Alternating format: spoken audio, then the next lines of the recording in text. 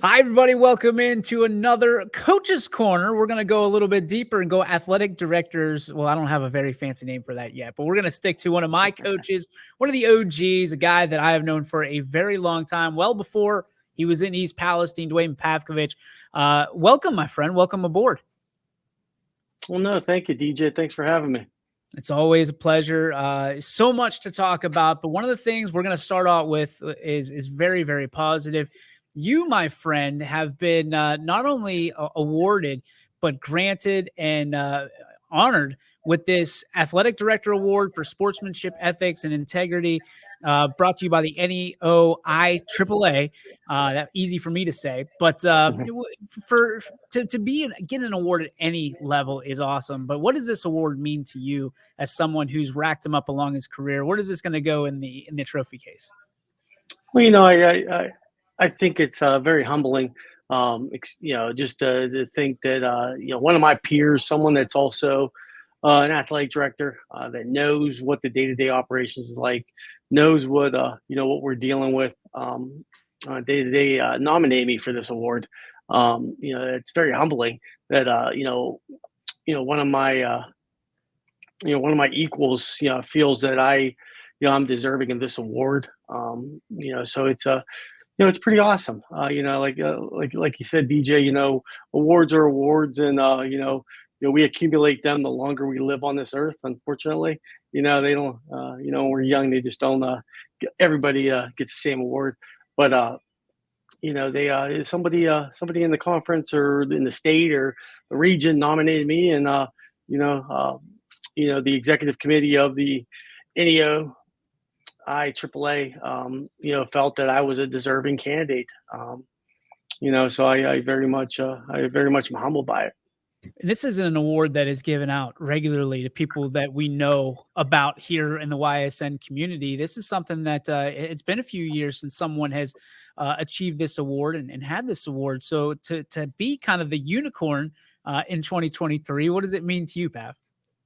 Well, like I said, it's humbling. I think 2013 was the last time this was awarded. It was awarded to an athletic director up in Trumbull County. No one in Columbiana County, has won this award in the award's existence. I feel very, very honored. I mean, it's, and not to mention, when it talks about, sportsmanship, integrity, ethics, and stuff like that, those are things I try to pride myself on. And we try to build with our student athletes and our students here in East Palestine. Again, this is special on a couple different levels. You've been a great AD since you stepped into to EP. You've done a lot of great things for all programs, but this year's been a little bit different. I think we all know why. Can you talk to me about how things changed for you February 3rd of 2023? Yeah, I mean, we just got done with the basketball game, against United. I was loading my son up in the car, and the skies lit up. Um, at that point in time, I didn't know what happened. I didn't know what was going on, and really didn't know what the next 2.5 months was going to entail. They don't prepare you for the you get a master's in educational leadership, and they don't prepare you for an event like this.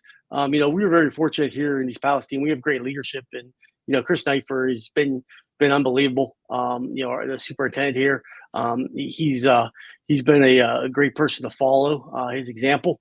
Talk about conflict management. I've learned a ton from Mr. Neifer through this whole process.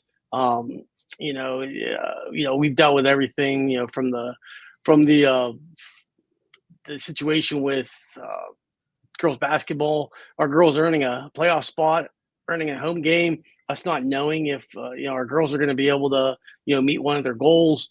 Having to go all the way through the appeal process to the state. To battling through just finding out, hey, are people actually going to come here in the springtime? What are we going to have to do? Obviously, we're trying to keep, as normal an experience, for our students and student athletes, through the process. Then we throw on top of it, one of our big ticket sports. I mean, with track and the invitationals and the amount of revenue we bring in, teams were backing out left and right. So we had a bunch of plates spinning in the air here. All just to try to normalize the experience for our student athletes and try to make sure that our senior student athletes um, you know get the memories and the experiences that they deserve. Due to a situation that had no fault of their own. Yeah, I think the crazy part about what you're talking about is this is the senior class that dealt with COVID their freshman year. So they understand what this is all about. They've been through this before in some aspect. But from your standpoint, I guess when people ask me about how it's been in East Palestine, I compare it to COVID, and I don't know if that's a right thing or a wrong thing, but how does this compare to the crisis that was a national pandemic and COVID, and really it's like our very own kind of pandemic, kind of here in East Palestine, without having any of the the science, I guess, that backs the other side.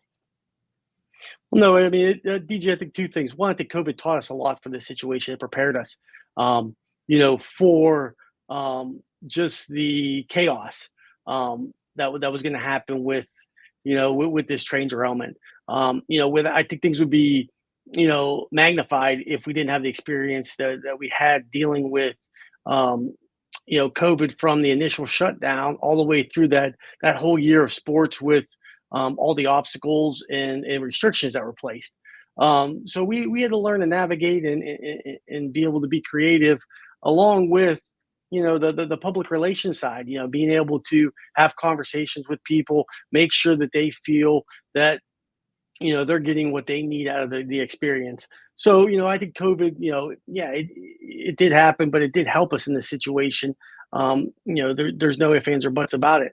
Now from the in season part of it, or dealing with the opponents, it's very much like COVID, because we had situations during COVID that schools didn't want to play because of medical or a health issue. Much like some of the reasons we're getting why teams don't want to come and participate here on East Palestine's campus.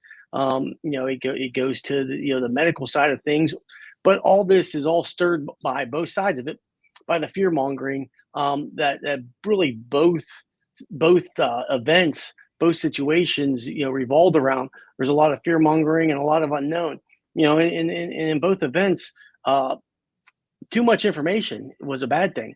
There's so much information available, especially in those two situations, that I feel like we haven't we've kind of lost the ability to be able to fact check. I think some of the misnomers and false information really hurt and hampered our ability to try to maximize the experience through both situations. Now, one of the things that you and I have talked about is kind of the impact on revenue during from February 3rd on to today, even. And people don't realize that you said the big ticket, one of the big ticket items is track season, baseball and softball, basically non-revenue generating sports in that capacity. But there's an impact on revenue outside of just EPHS. You have JO tournaments, you have EPYSA that you guys are integrated with. How big has this impact been on you from a revenue standpoint? And what are some of the plans that you're utilizing, and maybe partnerships, if you're willing to speak on them, that you're utilizing to help bring it back into the fold and kind of make things right again? Well, yeah, there's no doubt. I mean, through the whole thing, we're a conservative estimate.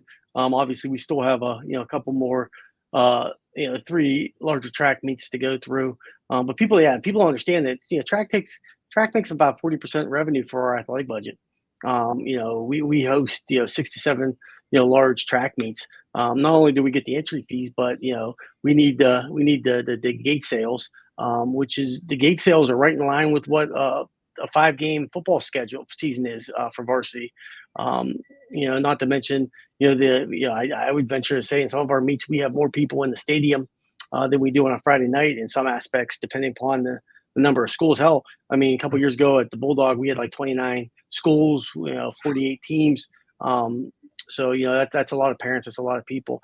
Um, so that hurt us, and you're right that we've worked really hard here to create partnerships with our youth programs or EPYSA, along with outside organizations with like JO, youth wrestling, different things.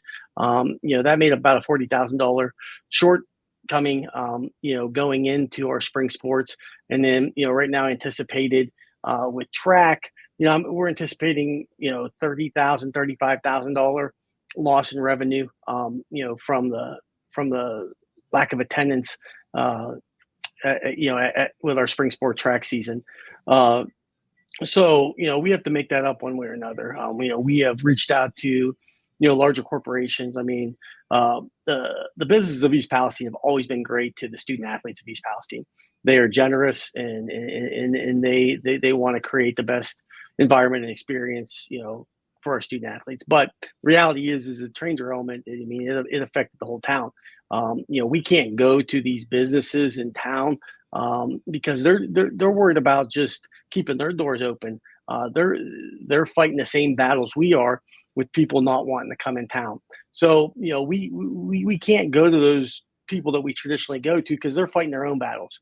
So, we have to kind of, look at, some larger scale, corporations. We've had multiple conversations with Dick's Sporting Goods, um, trying to work out a deal with them, to try to help to, normalize our student athletes experience.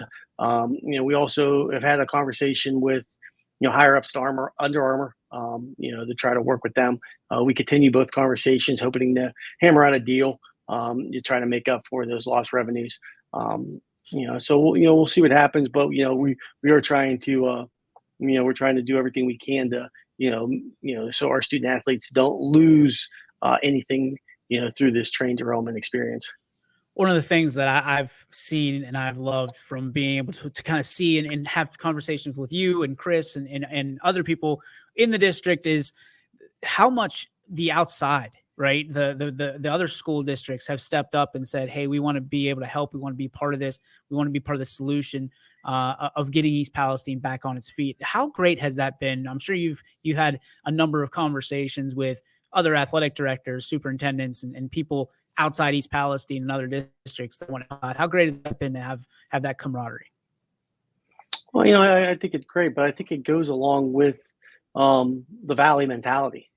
We live in a very special part of the country. We live in a true community. This Mahoning Valley area is unique. It's not like this everywhere. People that have gone away and come back, they understand that. People that have never left here they don't understand it. But you know, this place is, Valley strong. They we support each other, which is very very unique. And I really respect, the fact that, whether it's Mahoning, Trumbull, Columbiana County Schools, they've really tried to get behind us.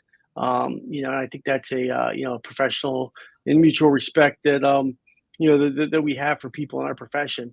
But I really think this is just something that, uh, people that are raised here, it's just inbred in us. We take care of our own.